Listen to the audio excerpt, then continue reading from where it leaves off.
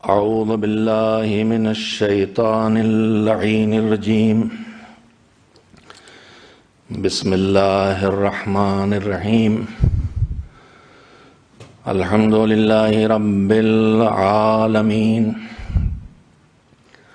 والعاقبة للمتقين والجنة للمؤمنين والنار للملحدين. والصلاة والسلام على سيد الأنبياء والمرسلين سيدنا ونبينا وشفيعنا أبي القاسم محمد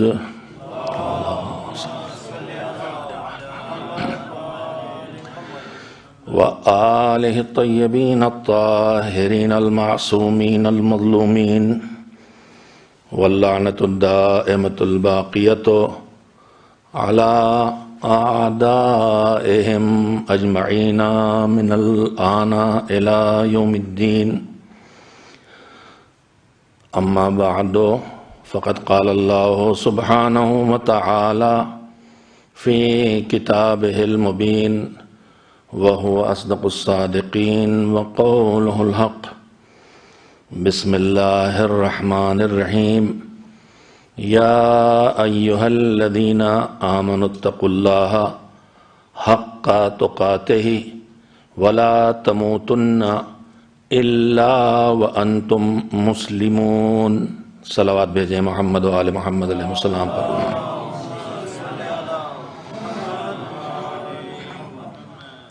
عشرہ زینبیہ کا آغاز ہے. ان مجالس کو جو سید الشہداء حضرت امام حسین علیہ السلام اور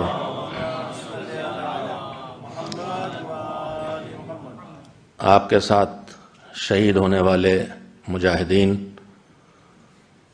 اور مرحلہ شہادت کے بعد اس پیغام حسینی کو ہمیشہ کے لیے بچانے والا وہ قافلہ جو اسیران اہل حرم پر مشتمل تھا اور معصوم کی رہنمائی میں حضرت زینب علیہ السلام نے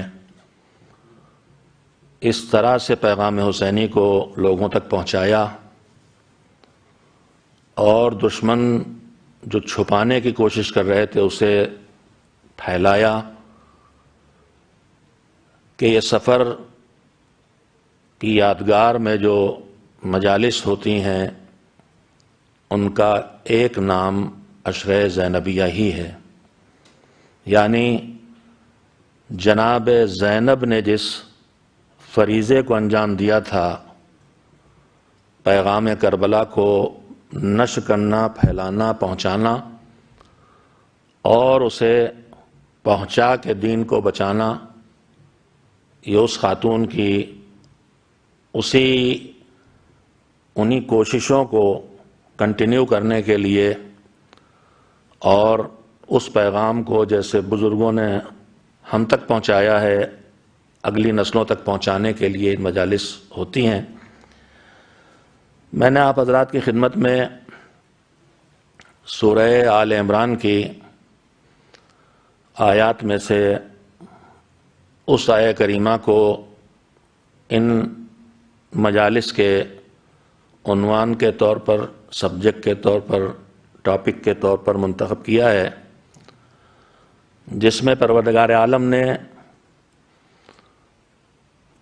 سارے انسانوں کی ہدایت کے لیے قرآن آیا ہے، لیکن قرآن ہر بات ہر ایک سے نہیں کہتا. کبھی کبھی انسانوں کی کسی ایک خاص قسم سے گفتگو کرتا ہے. ان میں سے ایک خطاب کا انداز قرآن کریم کا یہ ہے کہ قرآن سب کو چھوڑ کے صرف ان سے بات کرتا ہے جنہیں وہ ایمان والا کہتا ہے. ظاہر ہے کہ وہ چیزیں جو اللہ ایمان والا کہہ کے، میں گزارش کروں گا پہلے جو آواز تھی میرے لیے سہولت تھی، تھوڑی سی آواز بڑھا دیں مجھے تاکہ راحت سے میں گفتگو کر سکوں، آواز کچھ زیادہ کم کر دی گئی ہے، شاید ایک صلوات بھیجیں محمد وآل محمد۔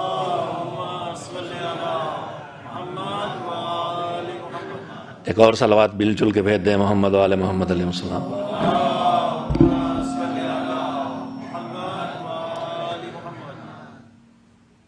قرآن کریم میں ایسی آیتیں جن میں اللہ نے صرف اور صرف ایمان والوں سے بات کی ہے، ایسی کل آیتیں بظاہر 89 ہیں، 89 آیتیں ہیں۔ کبھی کبھی آیات کے گننے میں گنتی کا فرق اس لیے بھی ہوتا ہے کہ کوئی ایک آیت کو ایک آیت قرار دیتا ہے اور کوئی آیت کے اندر ایک الگ سے جملہ ہوتا ہے، اسے الگ آیت شمار کرتا ہے۔ لیکن یا ایھا الذین آمنو کے ساتھ اگر اب تو کمپیوٹر کی دنیا ہے، آسانی سے سامنے آ جاتی ہیں چیزیں، ڈالا جائے تو 89 آیتیں سامنے آتی ہیں۔ ان میں جو پیغامات ہیں وہ صرف صاحبان ایمان کے لیے، اور پورا قرآن سارے انسانوں کے لیے ہے، لیکن ان میں سے جو منتخب کر کے اللہ صاحبان ایمان سے مربوط باتیں کرتا ہے وہ میرے پیش نظر ہیں کہ کوشش کروں۔ مجلس سے پہلے ابھی ایک مرد مومن نے ہمارے سننے والوں میں پوچھا کہ اس بار آپ کا ٹاپک کیا ہے، تو خیر میں نے تو ان سے کہہ دیا کہ پہلے نہیں بتاؤں گا ورنہ آپ سنے بغیر چلے جائیں گے۔ ٹاپک فی الحال ہے اچھی زندگی اچھی موت۔ ہاں دیکھیے نا، اگر پہلے شروع سنا دیا ہوتا تو آدھا والا تو ٹھیک تھا، آدھا بعد والا جو ہے وہ اچھی زندگی اچھی موت، تعلیمات و ہدایات دین کی روشنی میں پھر لفظوں کو دہراؤں گا، اور کل پرسوں آپ سے کسی ابھی مولانا آئی گئے انگلش کے، ان سے ٹرانسلیٹ کرا کے انگلش میں بھی کل سے بتانا شروع کر دوں گا۔ اردو بولتے بولتے عادت ہو گئی ہے کہ انگلش کے لفظ ہوتے بھی ہیں تو دماغ میں نہیں آتے، آپ کے بیچ میں آنا کم ہو رہا ہے۔ ایک صلوات بھیجیں محمد وآل محمد پر۔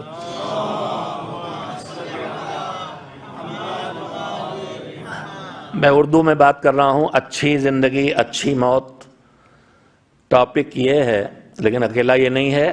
اچھی زندگی اچھی موت، کس کی نگاہ میں کیا اچھی زندگی ہے اور کس کی نگاہ میں کیا اچھی موت ہے، ہزار طرح کی سوچ ہے، ہزار نظریات ہیں، لیکن پیش کرنے کا ہدف صرف اتنا ہے کہ قرآن کریم میں اور سیرت معصومین میں اور ارشادات معصومین میں اور احادیث میں کون سی وہ چیزیں ہیں جنہیں اس سلسلے میں بیان کیا گیا ہے جو زندگی کو اچھا بناتے ہیں، وہ چیزیں بھی بتائی جائیں، اور جو اچھی زندگی بنانے میں رکاوٹ بنتے ہیں ان کو بھی دیکھا جائے، اور وہ کون سی چیزیں ہیں جو موت کو اچھا بناتے ہیں ان کو بھی سمجھا جائے، اور وہ جو اچھی موت سے رکاوٹ بنتے ہیں وہ کیا ہے ان کو بھی سمجھا جائے۔ لیکن آج صرف ابتدائی طور پر ایک اہم بات آپ کی خدمت میں کہتے ہوئے بات کو آگے بڑھانا چاہتا ہوں۔ عام طور پر جب مجالس شروع ہوتی ہیں تو بہت سے لوگ پوچھتے ہیں کہ آپ کا ٹاپک کیا ہے، آپ کا موضوع کیا ہے، اور اکثر جہاں مجالس کا انتظام ہوتا ہے پہلے سے ٹاپک لکھ بھی دیا جاتا ہے، اور ہونا بھی چاہیے تاکہ پڑھنے والا بھی وہی لے کے آئے جو اس نے موضوع رکھا ہے، اور سننے والے بھی اس حساب سے پریپیئر ہو کے آئیں۔ لیکن میرے عزیزوں، میں یہیں پر ایک بات زیادہ وقت لیے بغیر کہنا چاہتا ہوں۔ آج تمیدی گفتگو ہے، بات اصل کل سے ہی شروع کر سکوں گا، مجھے اندازہ ہے اس بات کا۔ ایک بات یہ عرض کرنا چاہتا ہوں کہ مجلس میں ہم آپ اکثر پوچھتے ہیں موضوع کیا ہے، ٹاپک کیا ہے۔ مجھ سے برسوں پہلے اسی ملک میں ایک بزرگوان نے مجلس رکھی تھی اپنے گھر میں، اور اس کے بعد انہوں نے پوچھا کہ ٹاپک کیا ہے۔ میں نے جو بھی موضوع رہا کو بتا دیا، لیکن میں نے ممبر پہ جا کے ایک بات عرض کی تھی، اور اب میں وہ آپ سب سے دہرانا چاہتا ہوں اور دہراتا رہتا ہوں۔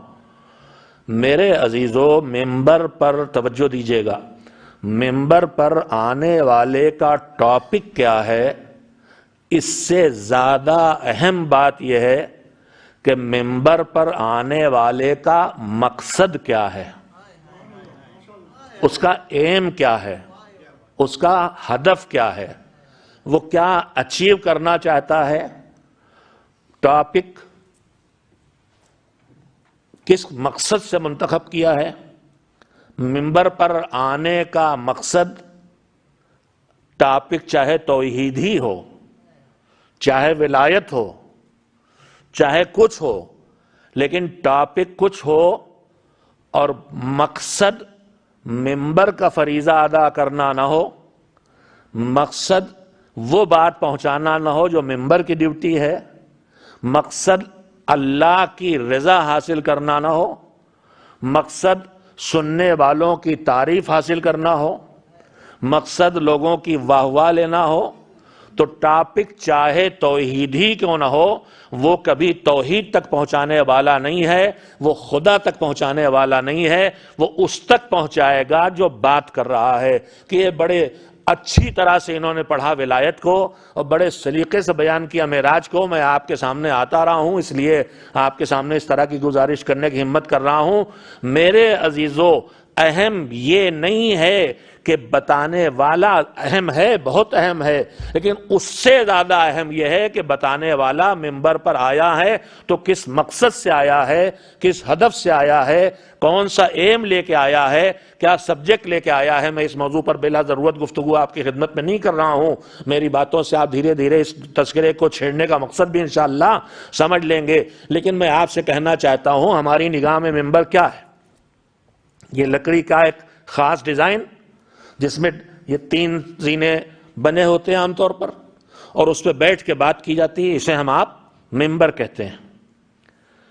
میرے عزیزو، ایک خاص ڈیزائن کا لکڑی کا ڈھانچہ منبر کہلاتا ہمارے ہاں، مگر میرے عزیزو اگر ہم اپنے معصومین کی سیرت سے سیکھیں، مجالس کا سلسلہ پہلی محرم سے جاری ہے اور آپ مسلسل سن رہے ہیں، مصائب میں تذکرہ آ چکا ہوگا اور بارہا آیا ہوگا کہ جب اہل بیت حسین علیہ السلام اور اہل حرم علیہ السلام لٹا ہوا قافلہ یزید کے دربار میں پہنچا ہے تو یزید نے اپنے یہاں جو منبر رکھا تھا اس منبر پر اپنے خطیب کو، اپنے اسپیکر کو بٹھایا اور اس نے سید الشہداء حضرت حسین علیہ السلام اور ان کے خاندان اور کنبے اور پیغمبر خدا حضرت محمد مصطفیٰ صلی اللہ علیہ وآلہ وسلم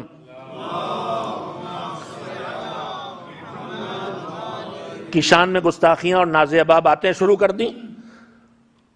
منبر اس کے لیے نہیں تھا، منبر ہے اللہ کی بات پہنچانے کے لیے، منبر ہے نبوت کو پہچانوانے کے لیے، منبر ہے امامت کو پہچانوانے کے لیے، منبر ہے پورا دین پیغمبر نے جہاں جہاں سے پہنچایا ان میں بہت بڑی جگہ منبر تھی۔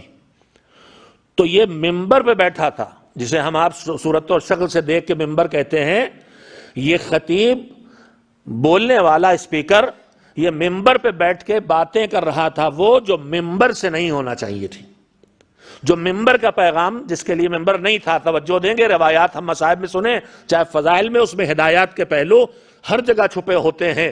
روایت کے فقرے آپ جا کے اگر عبارت دیکھیں گے روایت کی، چاہے انگلش میں ٹرانسلیشن جا کے دیکھیں، چاہے اردو میں دیکھیں، چاہے عربی میں دیکھیں، سید سجاد علیہ السلام نے جب وہ خطیب بول رہا تھا تو ایک مرتبہ سید سجاد نے یزید کا رخ کر کے کہا کہ اے امیر، کیا اس بات کی اجازت دیتا ہے کہ میں بھی، عربی میں لفظ ہے آواد، آواد جمع ہے عود کی، عود کہتے ہیں لکڑی، کیا اے لکڑیوں پہ بیٹھ کے کچھ کہوں؟ توجہ دے، میں کہنا کیا چاہتا ہوں، شکل و صورت منبر کی تھی مگر منبر سے بات وہ نہیں ہو رہی ہے جو منبر کی ذمہ داری ہے۔ تو پھر پیغمبر کا فرزن کہہ رہا ہے کہ دیکھنے میں یہ منبر ہے لیکن ہماری نگاہ میں یہ لکڑیوں کے ڈھانچے سے زیادہ کچھ نہیں ہے، یہ لکڑیاں ہیں۔ تو عزیزو دونوں توجہ دیں، دوسری طرف توجہ دیں، منبر کی شکل ہے مگر بات منبر کے پیغام کو پہنچانے کی نہیں ہو رہی ہے، تو اس منبر کو لکڑیوں کا ڈھانچہ امام کہہ رہے ہیں، لیکن غدیر کے میدان میں حج سے واپسی میں کجاوے اونٹوں کے جمع کر کے، اماریاں جمع کر کے تلے اوپر ڈھیر کر دی جاتی ہیں. شکل و صورت ممبر کی نہیں بنی ہے، مگر پیغام ولایت کا دیا جا رہا ہے، پیغام توحید کا دیا جا رہا ہے، بات نماز روزے کی ہو رہی ہے، تو وہ ڈھیر لکڑیوں کا غدیر کا ممبر بن جاتا ہے، اور یہ ممبر کی شکل والی چیز لکڑیوں کا ڈھیر بن جاتی ہے.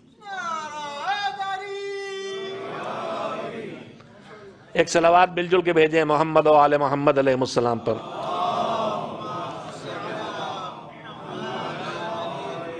موضوع سے زیادہ اہم یہ ہے کہ خطیب یا ذاکر یا مولانا صاحب یا جو بھی ممبر پہ آیا ہے وہ کس لیے آیا ہے؟ وہ خدا کی بات پہنچانے کے لیے آیا، وہ رضائے پروردگار کو پیش نظر رکھے. اس وقت میں وہ باتیں عرض کر رہا ہوں. دیکھیے میں ہو گیا ہوں 65 ایئرس کا، اور یہ انگریزی سے جوڑ کے بتا رہا ہوں اس لیے کہ ہجری سے جوڑوں گا تو کچھ اور زیادہ نکلے گا، تو کچھ تو چھپا لیں. ایسے ہم نے سنا یہ ہے کہ عورتوں کی عمر 40 سال کے بعد نہیں بڑھتی اور مردوں کی 60 سال کے بعد نہیں بڑھتی. اب میرا خیال سے اسے 10 سال اور پیچھے کر لینا چاہیے. 60 سال کا بعد میں ہوتا ہے، سٹھیا پہلے جاتا ہے. لیکن میں دوسرا دعویٰ بھی کرنا چاہتا ہوں کہ میں 60 سال کا ہو گیا ہوں مگر سٹھیایا نہیں ہوں. میرے عزیزوں 65 سال کی عمر میں پروردگار کے کرم سے میں کوئی ہرگز تفاخر کے لیے نہیں کرنا چاہتا، ایک صدق کے دل سے ایک بات ہے جو آپ کے سامنے کہہ دینا چاہتا ہوں. 65 سال کی اس عمر میں مذہبی ماں باپ کی گود ملی، اس کے بعد بزرگ یہاں جو بچے تھوڑے بہت، اور اگر 2-4 سال اور میں زندہ رہ گیا تو کرسیاں یہاں تک آ جائیں گی، اور ہمارے سننے والے سب کرسیوں پہ ہوں گے، بغیر کرسی والے ادھر والی کرسیوں پہ چلے گئے ہوں گے. لیکن میں پھر کہوں گا کہ مذہب کو باقی رکھنے کے لیے اپنی مادری زبان سے جوڑے رکھنا ضروری ہے. میں یہ نہیں کہہ رہا آپ اردو سے جوڑے رکھیں، آپ گجراتی بولتے ہیں تو آپ گجراتی سے جوڑے رکھیں، آپ سواحلی بولتے ہیں تو سواحلی سے جوڑے رکھیں. اس لیے کہ اگر مادری زبان چلی جاتی ہے تو اس کے ساتھ کلچر جاتا ہے، اور جب کلچر جاتا ہے تو پھر مذہب کا بچنا بھی کچھ آسان نہیں رہ جاتا. خیر یہ اس وقت کا موضوع نہیں ہے، کبھی بات آئے گی. میں نے آپ کے خدمت میں ویئرز کر رہا تھا 65 سال کی عمر میں بزرگوں میں مولانا غلام عسکری علی اللہ مقامہ، جو تنظیم المکاتب کے بانی اور فاؤنڈر تھے، اور ہندوستان میں جنہوں نے یہ نعرہ دیا تھا کہ اس قوم کی ہر فرد کو دیندار بنا دو. کیوں دیندار بنا دو؟ دیندار کیوں بنا دو؟ کیا کاہے کے لیے؟ تو ان کی نگاہ میں قرآن کریم کی آیت تھی جو 89 آیتوں میں سے ایک آیت ہے سورہ تحریم کی، بسم اللہ الرحمن الرحیم، یا ایھا الذین آمنوا قوا انفسکم واہلیکم نارا وقودھا الناس والحجارہ. سورہ تحریم کی 6 آیت. میں آپ کی خدمت میں اس سلسلے اس آیت کے ذیل میں ایک 5 زیادہ پڑھ چکا ہوں کہ اے ایمان والو اپنے آپ کو بھی بچاؤ اور اپنے گھر والوں کو بھی بچاؤ. کاہے سے بچاؤ؟ جہنم کی آگ سے بچاؤ. اور جہنم کی آگ کا خطرہ کاہے سے؟ دین کے چھوڑنے سے ہے. لہذا انہوں نے طے کیا کہ اس قوم کی ہر فرد کو دیندار بنا دو، اس قوم کی ہر دیندار بنو اور دیندار بنو کی مہم چلائی. تو ان کی آغوش میں تربیت کا موقع ملا، اور اس کے بعد پھر دینی مدارس میں بہترین استاد نصیب ہوئے. دنیا میں آدمی جن چیزوں کو کبھی نہ ان کی ویلو طے کر سکتا ہے، نہ اس احسان سے اپنے آپ کو اس احسان کو چکا سکتا ہے، ان احسانات میں سے ایک احسان ہوتا ہے کسی کو کچھ سکھانا، کسی سے کچھ سیکھنا. مولا علی کا جملہ ہے کہ من علمنی حرفن سیرنی عبدا، جو مجھے ایک حرف یاد دلا دے، ایک حرف سکھا دے، اس نے مجھے اپنا غلام بنا لیا. اتنی قیمت اس نعمت کی ہے. تو مجھے اساتذہ ملے، ان سے سیکھنے کا موقع ملا. پھر اس کے بعد زندگی کی سفر میں عمر گزری، تجربوں میں گزری، کوششوں میں گزری، ناکامیاں اور کامیابیاں ملتی رہیں، اچھا بننے کی کوشش بھی کی، برائیاں بھی ہوتی رہیں. ان سارے تجربوں کے نچوڑ کے طور پر اب میں نے جتنی زندگی میری بچی ہے، میری کوشش یہی ہے کہ اس منبر سے اس زندگی کے قرضے کو چکانے کے لیے کم سے کم جو لگے کہ یہ ہماری قوم کی ضرورت ہے، اچھا بننے کے لیے یہ بتایا جانا ضروری ہے اور برائی سے بچنے کے لیے بتایا جانا ضروری ہے، ان دونوں موضوعات کی طرف متوجہ کیا جائے. اس لیے میں ان مجلسوں میں اگر آپ نے ٹاپک پوچھا ہے اچھی زندگی اور اچھی موت، تعلیمات اور ہدایات دین کی روشنی میں یہ میرا ٹاپک ہے. لیکن میں عرض کرنا چاہوں گا کہ آج ہمارے پاس دین سیکھنے کے لیے، میں یہ باتیں پہلے بھی کبھی پڑھی ہوں گی، مجھے نہیں دھیان آپ کے سامنے بات کہیں نہیں زمانہ ہوئے، اور قرآن مجید کہتا ہے کہ بھولنا کمزوری انسانوں کی، اور بھولیں تو انہیں یاد دلاؤ، اور یاد دلانے کی ذمہ داری ہماری آپ کی سب کی رکھی گئی ہے. اور قرآن مجید بھی کہتا ہے وَذَكِّرْ فَإِنَّ الذِّكْرَىٰ تَنفَعُ الْمُؤْمِنِينَ، یاد دلاؤ، اس لیے کہ یاد دلانا سے کسی اور کو فائدہ پہنچے نہ پہنچے، مومن کو ضرور فائدہ پہنچتا ہے. یہ بھی ایک ڈیوٹی ہے، ایک دوسرے کو یاد دلاتے رہنا. تو میرے عزیزوں، میں اس وقت بس یہ بات کہنا چاہتا ہوں جلدی سے کہ دین سیکھنے کی اصلی جگہ ہے قرآن کریم اور سنت و سیرت و ارشادات معصومین علیہ السلام. دو چیزیں ہیں، یا قرآن سے دین سیکھے گا آدمی، یا پیغمبر خدا حضرت محمد مصطفیٰ صلی اللہ علیہ وسلم کی سیرت اور ان کے ارشادات سے، یا ان کی آل اور اہل بیت سے. ان دو چیزوں سیکھے گا. اب اس سے ہر آدمی سیکھ لے ہر چیز یہ نہیں ہے، لہذا اس میں مرتبے ہیں، کم سے کم سیکھنے والے، بہت زیادہ سیکھنے والے. جو پورے دین پہ نگاہ رکھنے والے پیدا ہو جائیں، جو قرآن مجید پوری طور پر پڑھ کے اسے ہر آیت کا مطلب اور مفہوم سمجھتے ہوں اور اس کا مقصود اللہ کا سمجھتے ہیں، اور تیسرا سیرت معصومین اور احادیث معصومین اور روایات پر ان کی پوری نظروں سے حکم خدا کا پتہ چلا لے، وہ فقیہ کہلاتے ہیں. لیکن اتنی سے سمجھ رکھنے والا بھی اور پوری سمجھ رکھنے والا، ساری ایک لائن ہے انسانوں کی. ہمارے پاس دین سیکھنے کا پہلا ذریعہ یہ ہے کہ ہم خود قرآن و حدیث سے دین سیکھیں، اگر ہم میں اس کی صلاحیت نہیں، جو کہ نہیں ہے. پورا دین ہم خود اپنی طاقت و صلاحیت ذریعے چاہے کتنے ترجمے پڑھ ڈالیں، پورا دین ہم نہیں سیکھ سکتے. پہلی بات یہ ہے کہ اگر ہم ترجموں سے دین، قرآن کے ترجمے اور حدیث سے دین، ترجموں سے ہم دین سمجھ رہے ہیں، تو میرے عزیزو یہ ہم نہیں سمجھ رہے ہیں. میں جملہ کہنا چاہتا ہوں قیمتی، یہ اگر ٹرانسلیشن پڑھ کے ہم سمجھ رہے ہیں تو ہم نہیں سمجھ رہے. جس نے ٹرانسلیشن کیا ہے اس نے جو سمجھا ہے ہم اسے ایکسپٹ کر رہے ہیں، ہم خود نہیں سمجھ رہے ہیں. ہم خود تبھی سمجھیں گے جب ہم خود اتنی صلاحیت رکھتے ہوں کہ قرآن مجید. لیکن میں اس کا یہ مطلب نہیں کہ آپ چھوڑ دیں اسے، نہیں، جو سمجھے ہیں ان سے ہم سمجھیں گے. اب جو سمجھے ان سے سمجھیں گے. ایک لمبی فہرست چلتی ہے، میرے جیسے ایک حرف کے نہ جاننے والے بھی ہیں، اور وہ ہیں جو فقیہ ہیں، تو سیکھنے سمجھنے کی ایک لمبی فہرست ہے. لیکن ہم تک، آپ تک جو دین پہنچنے کے ذریعے تھے، یہ دو چیزیں ہمارے ہاتھ میں نہیں. لہذا ہم نے سمجھنے کے لیے شروع کیا تو کہاں سے؟ ان سے سمجھ کے جنہوں نے کتاب لکھی، اس سے سمجھنا سب سے پہلا ذریعہ جو ہمارے بزرگ کرتے تھے. ہمارے بزرگوں میں الحمدللہ ذوق آپ میں بھی واپس آیا اور لائبریریز ہونے لگی اور آپ بھی پڑھتے ہیں، لیکن اس کے بہت بڑھانے کی ضرورت ہے. تو ایک چیز تھی کتاب میں، ایک جنرل بات کر رہا ہوں اپنی اس ملت کے لیے جو ملت عزادار کہلاتی ہے. ہمارے درمیان کم سے کم اردو اسپیکنگ میں بہت بات بڑی کہہ رہا ہوں، بہت کم ذوق رہ گیا ہے کتاب پڑھنے کا. ہم سنے سنائے مذہب پر عمل کر رہے ہیں. اب سنا سنایا مذہب کہاں کہاں سے ہے، اس کے بھی دروازے ایک کے بعد ایک بند ہو گئے. میں اللہ کرے جلدی سے بات ختم کر کے وقت کے اندر مجلس ختم کر سکوں، ورنہ آج ہی سے مائنس کاؤنٹنگ شروع ہو گئی تو پتہ نہیں 10-11 مجلس سے پڑھ بھی سکوں کہ نہیں. ایک صلوات تو بھیج لیجیے، اور صلوات کا ٹائم مجلس میں شمار نہیں ہوتا.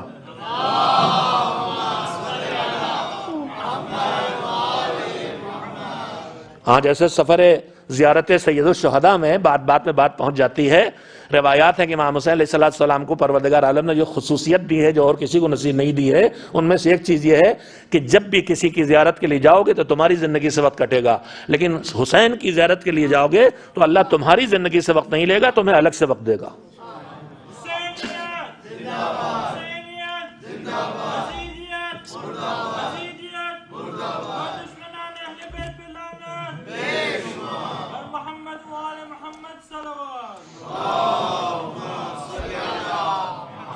کوئی نہ فتویٰ دے رہا ہوں نہ حکم دے رہا ہوں، بات ہلکی ہلکی سی باتیں کہتا رہا ہوں. اس لیے میں نے عرض کیا کہ جو آپ صلوات آپ بھیج رہے ہیں یہ میرے 45 منٹ میں کاؤنٹ نہیں کیا جائے گا. صلوات اور بھیج دیجیے محمد والے محمد کو.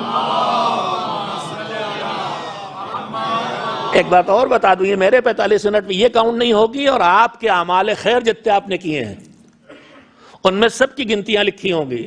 10 پائے، 70 پائے، 70,000 پائے، 70 لاکھ پائے، اتنے پائے اتنے پائے. لیکن کچھ اعمال ویسے ہیں جہاں گنتیاں ختم ہو جاتی ہے. یہ جو آپ صلوات بھیج رہے ہیں نا، یہ وہ عمل ہے کہ اس کے ثواب میں اتنا لکھا ہے کہ جسے گنا ہی نہیں جا سکتا ہے.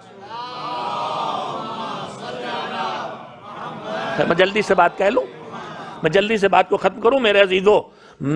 ہمارے پاس سمجھنے کے لیے کتاب پڑھنے کی عادت ہماری بہت کم ہو گئی۔ کم سے کم میں ہندوستان میں بیٹھا ہوں، 1000 کتاب ہم اردو میں چھاپتے ہیں تو 3 سے 5 سال لگتے ہیں ایک کتاب کے جانے میں۔ کاروبار نہیں کر رہے، دین پہنچانے کے لیے قیمت بھی کم رکھتے ہیں۔ اسی طرح سے تقریباً ہر لینگویج میں بھی یہی پوزیشن ہے، ایسا نہیں کہ اردو والے کم رہ گئے اور ہندی یا انگلش میں ہو تو فوراً چلی جاتی۔ ہمارے ہاں کتاب پڑھنے کا ذوق ختم ہو گیا اور ایک اور بلا اس کی جگہ آ گئی۔ مجھے وقت کم ہو رہا ہے اس لیے ساری بلاؤں کا تذکرہ اور ساری بلائیں ایک ساتھ بتانا بھی نہیں چاہیے۔ ایک بلا آ گئی ہے، ابھی تک سنے سنائے مذہب پہ عمل کر رہے تھے، اب سنے سنائے پہ نہیں، اڑے اڑائے مذہب پہ۔ آپ کہیں یہ کون سا ہے؟ یہ واٹس ایپ یونیورسٹی کا مذہب۔ یہ واٹس ایپ پہ جو بلا آئی ہے اس قدر گمراہ کر رہی ہے کہ اللہ کی پناہ۔ انشاءاللہ اس سلسلے میں کسی دن بات ہوگی کہ میڈیا اس کے نقصانات، اس کے فائدے اور کیسے اٹھائیں فائدے اور کیسے۔ بہرحال اس وجہ کہنا چاہتا ہوں کہ کتاب پڑھتے نہیں بزرگ ہمارے۔ میں معذرت کے ساتھ میں بھی بزرگوں میں آ گیا۔ عربی کا ایک فقرہ ہے کہ کبرنی موت الکبرا، بڑوں کی موت نے مجھے بڑا بنا دیا۔ جب بڑے نہیں رہ جاتے ہیں تو ان کے بعد والے وہی بڑے بن جاتے ہیں۔ خیر کبھی کبھی یہ بڑے کے بجائے دہی بڑے جیسے ہو جاتے ہیں بیچارے، کسی کام کے نہیں، نہ میٹھے نہ پھیکے نہ نمکین نہ تیز، بالکل بے مزہ سے۔ اللہ ایسا بڑا ہونے سے پہلے اٹھا لے۔ تو میرے عزیزوں بزرگ سکھاتے تھے، ختم ہو گئی یہ ریت۔ اب ٹوکنے کی، پہلے تو ہمارے محلے میں ٹھیکیدار ہوتے ہیں، کہاں ٹہل رہے ہو، چلو گھر جاؤ، دوپہر میں کہاں مارے مار پھر رہے ہو۔ اب گھر میں بھی دادا نہیں ٹوک سکتے، پوتے کو پوتی کو فوراً بات کرنے آ جائیں گی میڈم کہ آپ کو پرانے زمانے کی تربیت ہے اور اب ڈانٹا پھٹکارا نہیں جاتا، بس پیار کیا جاتا ہے۔ اس پہ بات کروں گا، بہت چیزیں ہیں جیسے جیسا موقع ملتا رہے گا۔ اور یہ مسلسل کیا کہلاتا ہے، وہ جو سیمپل ہوتا ہے نا، چھوٹے چھوٹے سیمپل اس لیے دے رہا ہوں کہ کل سے کوئی دھوکے میں نہ آئے، جو آئے سوچ سمجھ کے آئے کہ سلوات بھی بیچتے رہنا اور مجلس بھی سنتے رہنا ہے۔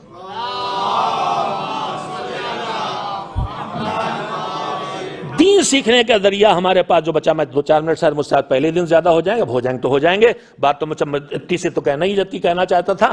میرے عزیزوں کتاب پڑھتے نہیں، بزرگ ٹوک نہیں سکتے۔ محلے کے بزرگ رہ نہیں گئے، ہم محلوں میں رہائش بھی نہیں رہ گی، اس طرح کی صورت بھی ہمارے ملکوں میں کہیں کہیں ہے، لیکن وہ حالات نہیں، تو اب بزرگ بھی نہیں۔ اب بچتا ہے ایک مسجد کا پیش نماز، وہ بیچارہ کسی مجلس، کسی تقریر، کسی خطبے میں کسی خرابی کی طرف اشارہ کر دے، کوئی نہ کوئی ناراض ہو جائے گا۔ ہمارے ہاں کہتے ہیں مولانا ہمارے اوپر چھینٹا کشی کر رہے تھے، ٹانٹ کر رہے تھے، ہماری طرف اشارہ کر رہے تھے، کتنا ہی وہ ایماندار ہو، مگر یہ پوزیشن ہو جاتی ہے تو وہ بھی بیچارہ سہما سہما رہتا ہے، کو تئی کہنا ہے یہ تا، کوئی صاحب لڑنے نہ کھڑے ہو جائیں۔ تو اب مولوی صاحب سے بھی نہیں سیکھنا مشکل ہو گیا، محلے کے پیش نماز سے بھی، بزرگوں سے بھی، ماں باپ سے بھی، کتاب سے بھی۔ تو اب بچا کیا ہمارے پاس؟ بچی ہے صرف مجلس۔ اس مجلس ازا ہی سے پورا دین جانا ہے۔ یہ مجلس دین سکھانے کا اکلوتا ذریعہ بچی ہے۔ اس مجلس کو مجلس کی شکل میں باقی رکھنا ضروری ہے، تفصیل بعد میں انشاءاللہ آگے۔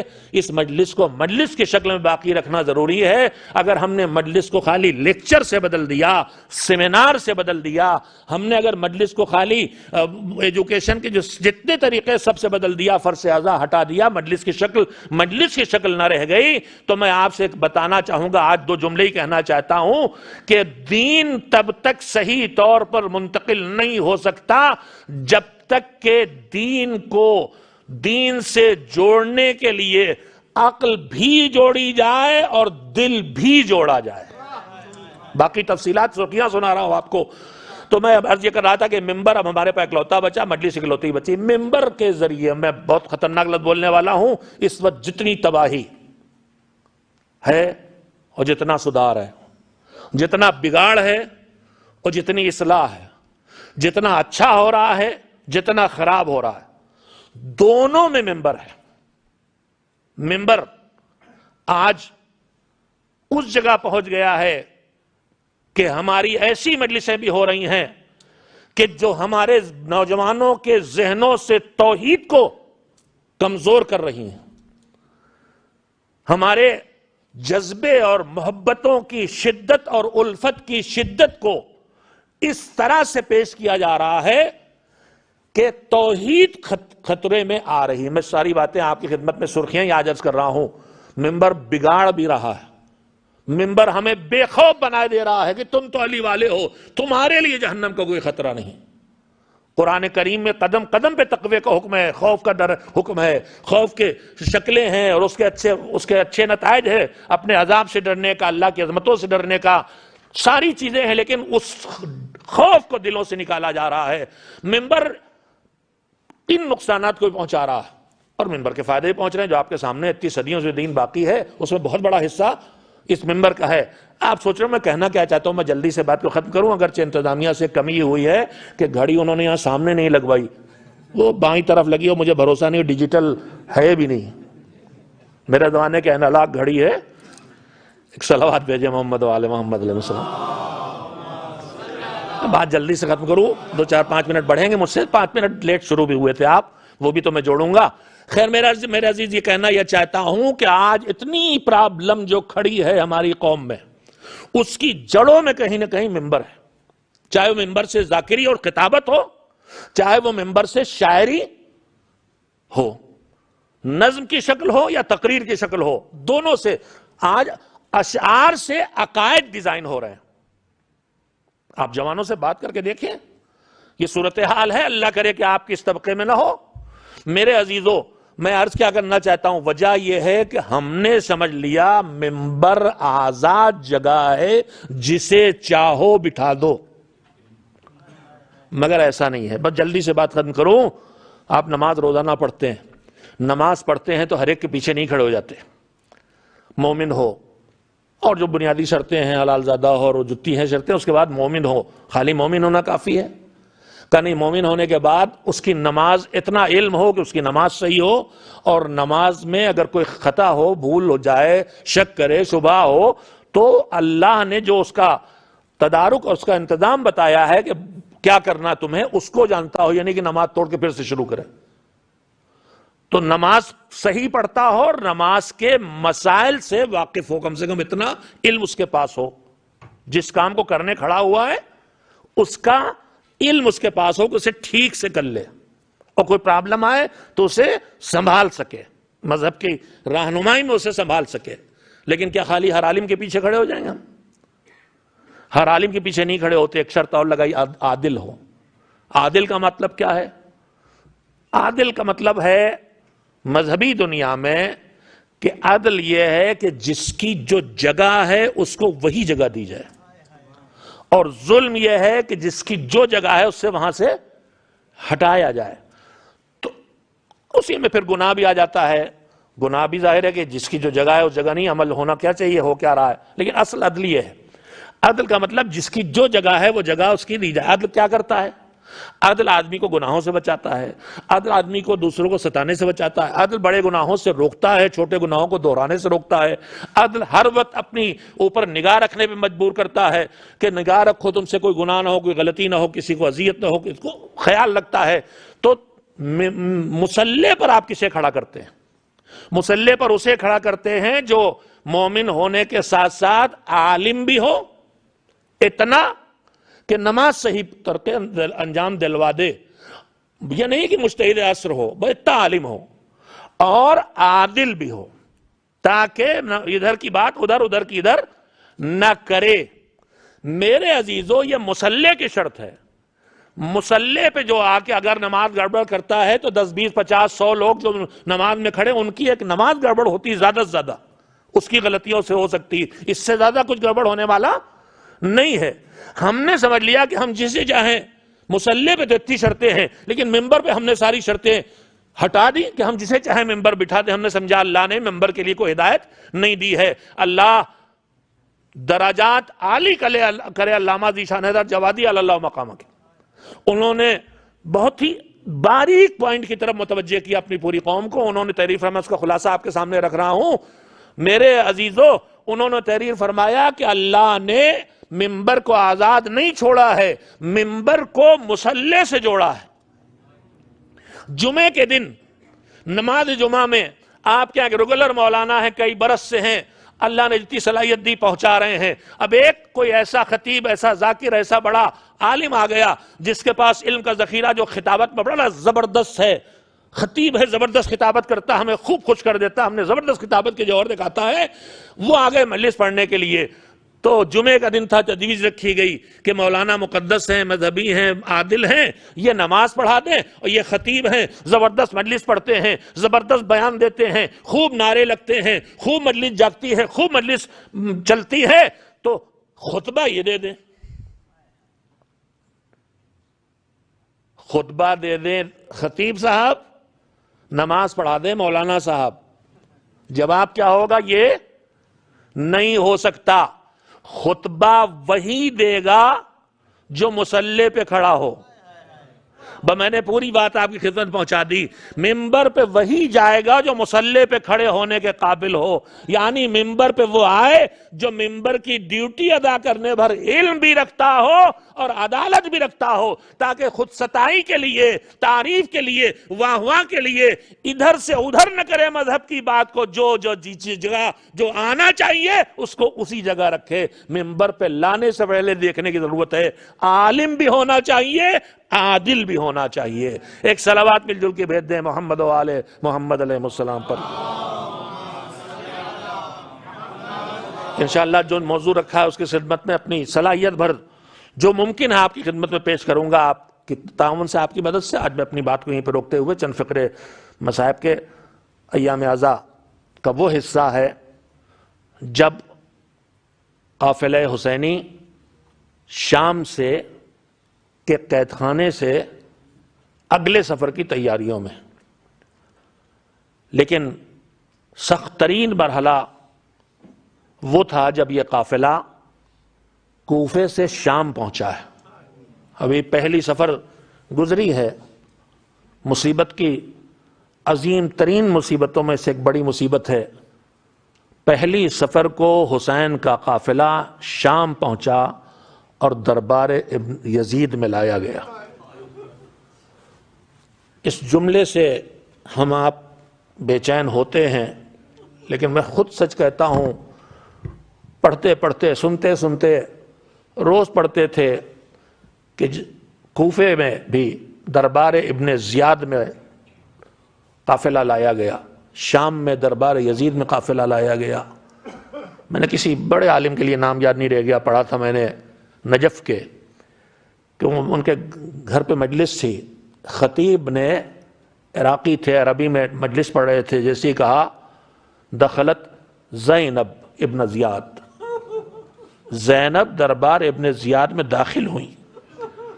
یہ کہہ کے اگلا جملہ وہ پڑھنا چاہتے تھے تو عالم نے کہا رک جا بھائی، پہلے مجھے اس مصیبت پہ تو رو لینے دو. کہاں شہزادی زینب اور کہاں دربار ابن زیاد؟ کبھی کبھی اپنے الفاظ کو یوں ہی سن کے گزر جاتے ہیں. دربار ابن زیاد میں لے جایا گیا تھا، وہاں چلی گئی تھی زینب، لیکن اب دربار یزید میں لے جانے کی صورتحال کیا ہے؟ لٹے ہوئے قافلے کو زینب کبریٰ ان گلیوں اور کوچوں سے گزارا گیا ہے جو تنگ ہیں، اور چونکہ ظالموں نے دیکھا تھا کہ ان بیبیوں کے لیے زندہ جل کے مر جانا آسان ہے لیکن بے ردا پھرایا جانا دشوار ہے. تو خیمے جلتے تھے تو بیبیاں بس ایک ہی کام کرتی تھی، دوڑ دوڑ کے ایک دوسرے کے پاس کھڑے ہو کے نگاہوں سے چھپاتی تھی کہ مجھ پہ نگاہ نہ پڑے. ظالموں نے اسی لیے اس کیفیت کو دیکھ کے بے چین کرنے کے لیے شام کی گزرگاہوں میں، تنگ گلیوں میں دونوں طرف آئینے لگا دیے تاکہ بیبیاں چھپ نہ سکے. اور اسی لیے دربار یزید میں بھی آئینے لگائے جا رہے ہیں تاکہ بیبیاں چھپ نہ سکے. زینب لٹے ہوئے قافلے کو لیے ہوئے بیٹھی ہے. ایک مرتبہ کوئی ظالم نکلا، چلو دربار آراستہ ہو گیا. علی کی بیٹی کے کانوں میں آواز آئی، مڑی، کہا ہم ننگے سر کربلا سے، کوفے سے شام کے بازار تک آ گئے، مگر اب ہم بغیر چادر کے دربار یزید میں نہ جائیں. ظالم تادیانہ لے کے آگے بڑھا، زینب چلو ورنہ یہ تادیانہ مار مار کے تمہیں دربار میں لے جائیں گے. کتنے تادیانے زینب نے کھائے ہیں. جو زینب کے پشت پہ تادیانے پڑے وہی نہیں.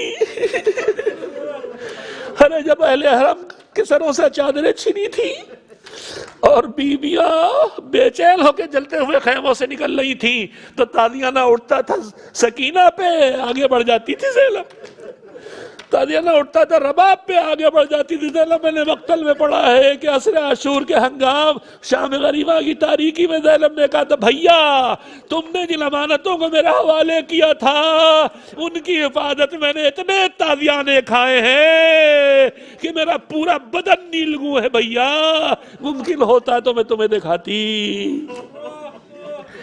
تازیانے کھائی ہوئی زینب کا تازیانے لے چلے گا۔ علی کی بیٹی نے ایک مرتبہ جلال آیا، اٹھ کے کھڑی ہو گئی، کہا ہم نہ جائیں گے ننگے سر دربار میں، ہم نہ جائیں گے ایسے ننگے سر دربار میں، ہمیں چادر دے۔ وہ آگے بڑھا، تازیانے مار کے لے جائیں گے۔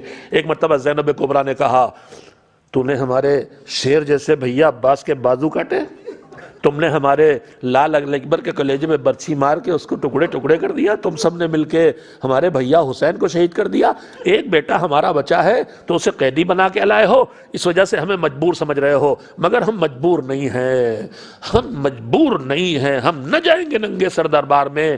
مڑی لٹے قافلے کی طرف مڑی، ام کلثوم آؤ، رباب آؤ، سکینہ آؤ، ام فروا آؤ، میں بد دعا کہوں کرو تم آمین کہو، اب ہم ننگے سر اس دربار میں نہ جائیں گے۔